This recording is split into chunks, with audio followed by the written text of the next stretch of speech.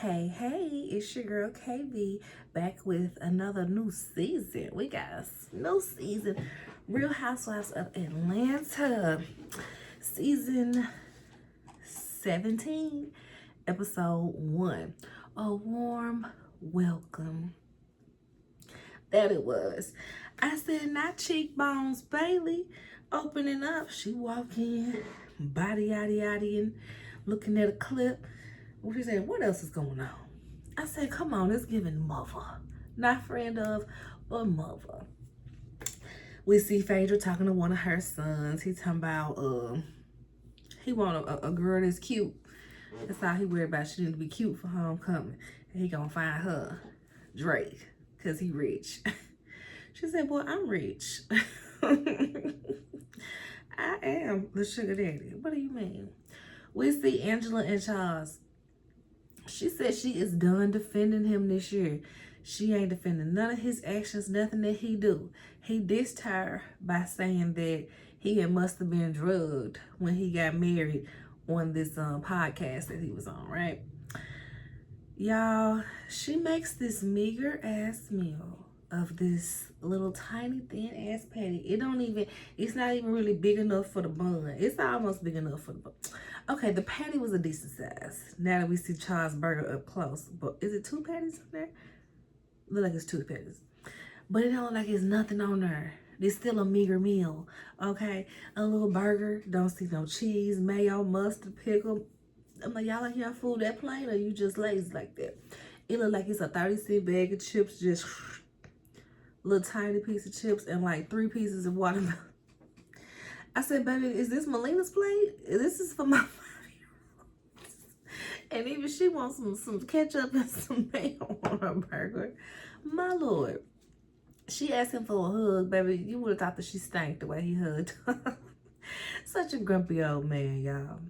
We see that K. Michelle is linked through Portia. I said, I know that's right. She's here to stay. She's here to stay.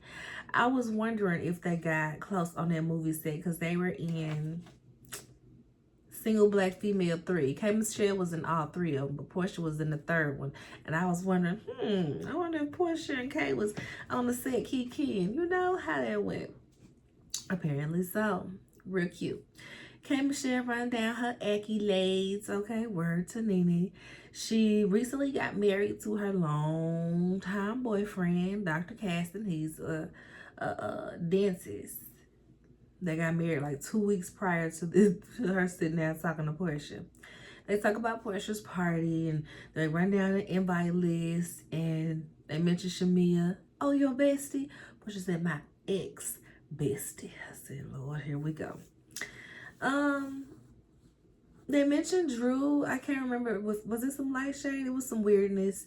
But for the most part, only thing else happens during this scene is that K. Michelle ends up crying about how Atlanta was not kind to her, okay? When she was on Love and Hip Hop Atlanta, she was dealing with some mean girls who ridiculed her for her abuse, said that her abuse didn't happen, said that she lied, and, you know, it was just real, you know, it was awful of them. And then they didn't even apologize when she was proved right, when he abused their friend.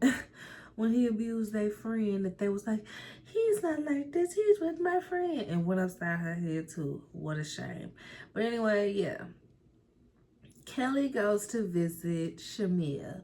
Y'all, between Kelly being short, and I'm sure Shamia has big, long, high ceilings, big, tall doors, Kelly looked like a dwarf in that doorway. Y'all remember that video with Lola Briggs running across the stage and they keep looping it and making her smaller and smaller? That's what Shamia looked like coming up to that big old door. So Kelly's oldest daughter, Chloe, is at Spelman. Hey, little Spelman sister. It's almost Founders Day, April 11th. I'm sure she's got her white dress already, her white dress, those flesh tone pantyhose, those black shoes, okay? I'm sure Chloe is getting to, well, the girls can wear pantsuits as well these days, so maybe dress or pantsuit, whichever I might choose. But Yes, welcome to the sisterhood, Chloe. We love to see it. This past weekend, I was at a baby shower for one of my Spelman sisters, one of my dear Spelman sisters, almost friends for 20 years, and her mom went to Spelman too. So I was like, "Oh, look at all our nails!" And she took a picture. We all had our hands there. We all had our little close to Spelman blue as we could get for Founders Day this weekend. Too cute. Welcome to the sisterhood, Chloe. Stick it through. It's worth it. It's wonderful, wonderful. Kelly is acting like the girl is states away. Girl, she's right up the street. Maybe 30 minutes. Maybe 30 minutes, okay? She said she called her one day and the daughter was over in Morehouse and she's like, get back over there to them pearly gates. And I was like, I remember my mama being, Kelly shouldn't be shocked because they live in Atlanta. They see it. I remember my mama being like, wait, Morehouse is right next door? I thought this was a... Girl, what you thought? Girl, what you thought? Okay. So, Shamia is that they're making these baskets for her daughter, right? And this scene is so polarizing. You have people who feel like, oh my gosh, Shamia is so tacky and classless and trashy for doing that. And some people are like, girl, get her some Plan Bs in the baskets. My thing is, that's what aunties and big cousins are for. However, doing that on TV, especially after saying she going to Spelman and you sending this kit of liquor to an underage child at Spelman, baby, you'll be lucky if you don't get a cease and desist. When this season is said and done, it might be certain parts that get clipped out because Spelman don't play that. Spelman do not play that. It was very tacky of her to do it on TV. It's one thing to do it in general, but to do it on TV was extremely tacky. Extremely tacky. I did not like that. It made me cringe. Like if I was Chloe and I was watching this and I'm seeing you like sit there and talk about college experience as if it's a monolith for every single person and I'm finna be banging out the frame. How you know Chloe don't like girls? These condoms is a waste. You know what I mean? It's just a lot. Like it made me cringe a bit. It made me cringe to see it on TV. Not that she did it, because somebody's got to be the responsible one. Like I said, usually it's a big cousin, but if it's got to be auntie, somebody got to, hey girl, your mama told you about this, this, and this, right? Well, she was right, and you need to listen to her. Somebody's got to do it, but not on TV. That was disgusting. So Shamia got a rum company. This opportunity came from when they were in Grenada. I was like, okay, so I guess we'll see that at some point this season. She wants to work because she doesn't want to be completely reliant on her husband. I said you shouldn't. So she said she still does her hosting gigs, still do the Hawks games, so on and so forth. And because Gerald has put like 6 figures into her music career at this point. She's just like, ooh, you know, ooh. Portia's party invite. Shamia is surprised that she is invited. Is this a setup? Is this an accident? No, it's a scene. Keep up. So after reunion, Shamia and Portia had been beefing because Shamia, you know, when you arguing, you yelling and they yelling at the same time. So you don't always hear everything that they hear. I mean, everything they say. And so Shamia didn't hear some stuff until she watched it back. And the part where Portia said, I kiss Candy in the club, you kiss Candy in the club. Because Shamia was like, you could have ruined my engagement, okay? And Portia was just like, girl, you gotta take part for what was your actions and how you did it, okay? I kiss Candy in the club, you kiss Candy in the club, okay? I was screaming at the fact that she didn't hear that. And it made them have to play it. Shamia said, yeah, we got the text in, and you know, this how the text went. And it went on for far longer than it needed to. It's like, it went on for you to laugh and stop laughing and be like, all right, let's wrap it up. Let's wrap it up. Shamia be playing herself and their production be right behind her. Gerald is not going. We know he not going. He know he not going. Hold on. But yes, we know that Gerald ain't coming. Gerald, When has Gerald shown his face on this show? Child. So now we're at Portia's party, Majestic Mystic Island party. I said Portia. I'm gonna need you to know the name of your own party, child. Cynthia there, her boyfriend can't be there. You know, he's staying New Zealand, Scotland. I don't know. He a black Brit. He's in that. And she had these locks on her phone. Looking crazy. Portia said, is that the voodoo doll again? I cannot. I can't either. Drew in this rhinestone jacket and these rhinestones all over the eyelids. I was just outdone. I was too through. I could not deal. It was too much, Drew. Too much. She got black on FaceTime. The guy that she said she wasn't dating last year. Yeah, him. That's her virtual date, okay? But Ralph is still living under the stairs. She ain't really dating, but she got friends, you know. She got friends. Phaedra is there with Shaq, of course. That's her permanent +1 for the foreseeable future when she got to be on TV, okay?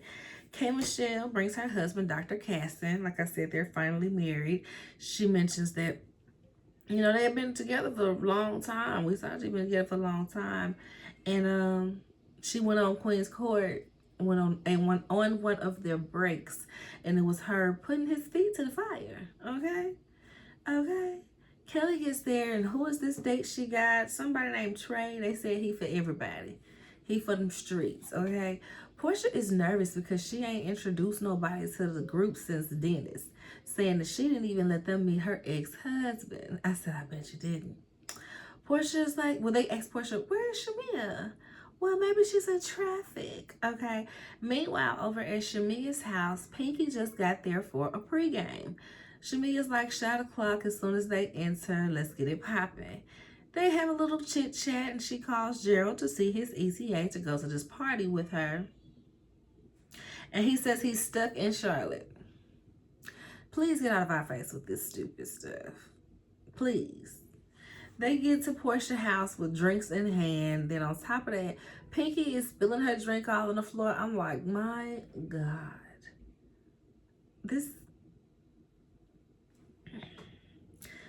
When they was waiting, this was before they even got there, they waiting, and Shamia and Charles says, they waiting for Shamia, and Charles says something about where the other singer at. Y'all SUV, you know you SWV. And then him and Kay get to giggling because she's like, no, we not. Don't be trying to lump me with them. I got to make my money for real. They out here playing. They get to kikiing about it. It's several times throughout dinner where Charles and K. Michelle get to kikiing, and it was hilarious. It was definitely like, oh, are we finna get another Nene and Peter? Are we finna get another one? That would be real refreshing. It looks like that's what we getting at. She said she can relate to assholes, okay? So they getting along real good. Mind you, both of them are the only ones that are out of dress code. This is an all-black affair. Charles has on all baby blue. K. Michelle has on all neon yellow green, okay? I said, Lord, y'all gonna be funny. When Shamia does get there, Phaedra's like, oh, somebody got the 360. I said, well, you would know. You would know, Phaedra. You would know. Pinky and Kay are like, all right now, Delta Sigma Theta. They are sorority sisters. You know, they've got a lot of sorors in common, investors and whatnot, line sisters, things of that nature. Kay, in her most exaggerated country accent ever, is cracking me up. Because don't get me wrong, I know that us Memphis Tennesseans, we do have a bit of a country accent, but now that she's in Nashville, she's just full on, just like, you might as well just put some straw in her mouth and put a cowboy hat on her head, you know, get her some spurs. It's like, really, Kay? We doing all this, but I let her live, okay? I let her live. She's like, now why is this Drew lady on the FaceTime with the man? He got the ring light on. Shamia got a mohawk and a new body. It's a lady with gray hair and a violin. It's like a Tyler Perry production. I scream. They play a game of all these little questions and whatnot. Who starts the arguments and makes up? Kate and Caston, they like, her? He said, and she good at it. I said, ooh.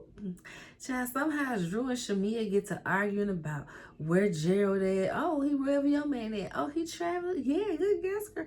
It was just a lot of like, how did we get here and why? Phaedra is like, this man is really on this FaceTime for the full 3 hours of this dinner. Bonkers. They asked Cynthia who she done had a sex dream about. Cynthia said, you need to be asking who done had a sex dream about me. I said, period. They asked Portia about when last time she slept with Mike. She said it's been 9 months, okay, since the first time they talked and everything. Everybody's sitting there like, y'all met in COVID and y'all, okay, all right. Yeah, they haven't had any since they've been back together, y'all. Somehow somehow Portia and Mike are standing up at the altar and they are fake getting married. K. Michelle is officiating. I said she took Kelly mama. Kelly got back there trying to do it, and K. Michelle did it for the audience chat. And then the ghost of Simon, not the ghost of husband's past. I was screaming, y'all.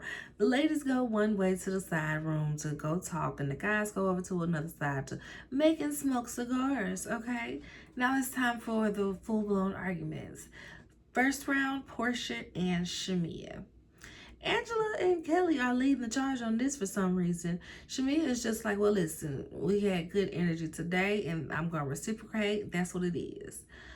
What about you and Drew, though, Shamia? Drew was like, I don't have a problem.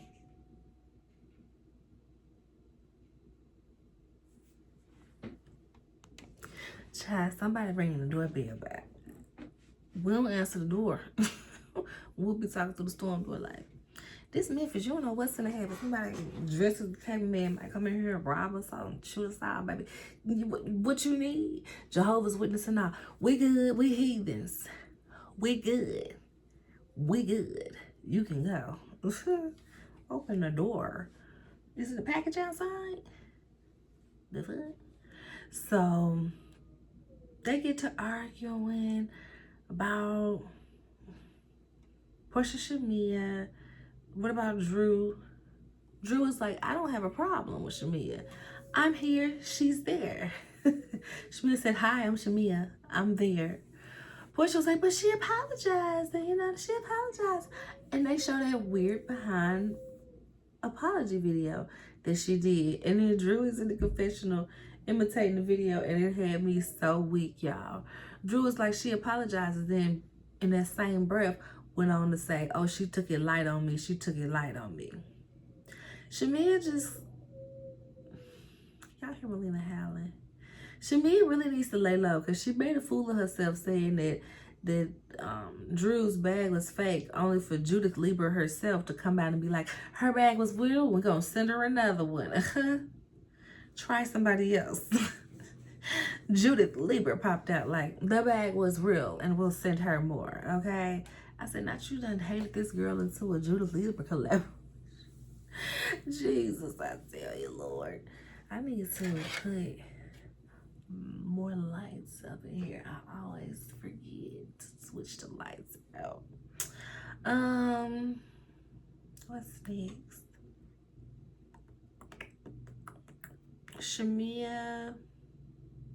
Shamia is losing in the Drew fight, so she flips it to Drew and Angela and asks Angela, oh, well, she didn't believe your receipts. How do you feel about your best friend? Your best friend, I believe in you.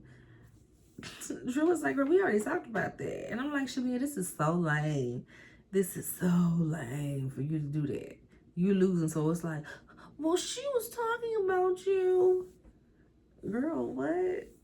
So now we on Phaedra and Angela. Phaedra says that she can't be friends with somebody that tried to set her up. Angela says that Phaedra's cousin came up to her at one of the Hawks game and was like, I'm the one with the hands. I'm the one with the hands, okay? Phaedra is claiming that did not happen and she had the tapes pulled from the game. And even if she did approach her, that's not what she said. So they like, girl, you got the tapes pulled? And even if you did, you heard what it was said in the confessional. Well, I asked for the tapes to be reviewed.